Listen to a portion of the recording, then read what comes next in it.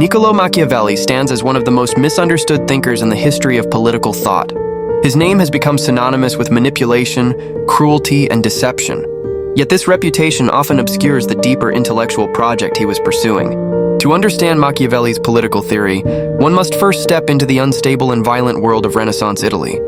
A land fragmented into rival city-states, constantly threatened by foreign powers, internal betrayal, and sudden collapse of authority.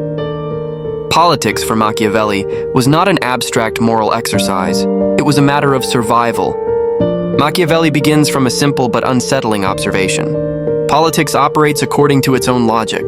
The rules that govern private morality do not function in the same way when applied to the state. A ruler who insists on being morally perfect in an imperfect world risks destruction, not only of himself but of the political order he governs. From this perspective, Machiavelli separates politics from ethics and religion, arguing that political actions must be judged by their outcomes rather than their intentions. At the heart of his theory lies the concept of power. Power is not stable, inherited, or guaranteed.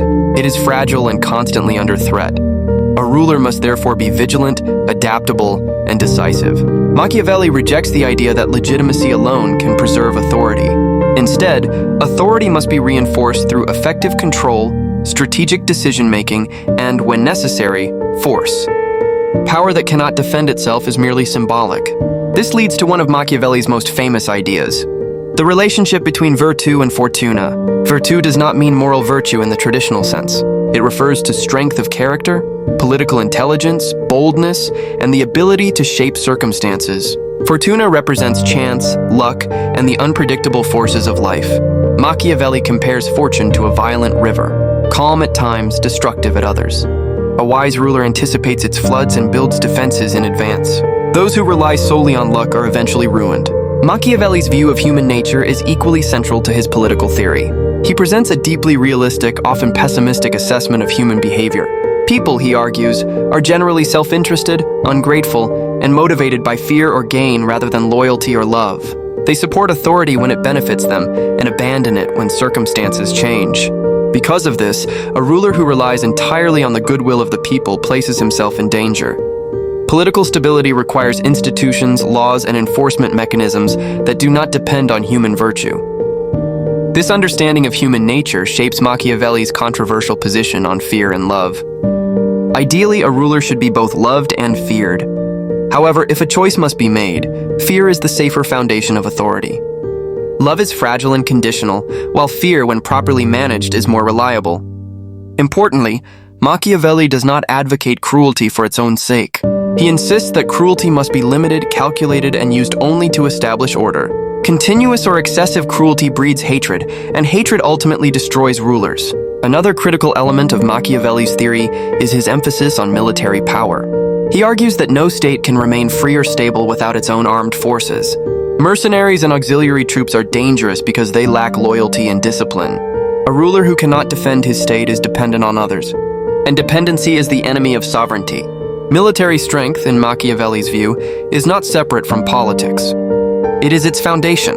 While the prince often dominates discussions of Machiavelli, his republican ideas are equally important. In his discourses on Livy, Machiavelli expresses admiration for the Roman Republic. He argues that republics, when properly structured, are more stable and free than monarchies. Conflict between social classes, rather than being destructive, can actually preserve liberty if managed through laws and institutions. This reveals that Machiavelli was not simply an advocate of tyranny, but a thinker deeply concerned with political stability and civic freedom. Machiavelli also introduces what later thinkers would call the reason of state. The survival of the state becomes the highest political priority. Actions that might be condemned in private life can be justified if they protect the political community from collapse. This idea profoundly influenced modern political realism, diplomacy, and international relations. States, like individuals, exist in a competitive environment where moral purity does not guarantee survival. Critics have long accused Machiavelli of promoting immorality and authoritarianism. However, such criticisms often overlook the descriptive nature of his work. Machiavelli does not claim that politics should be harsh. He argues that it already is.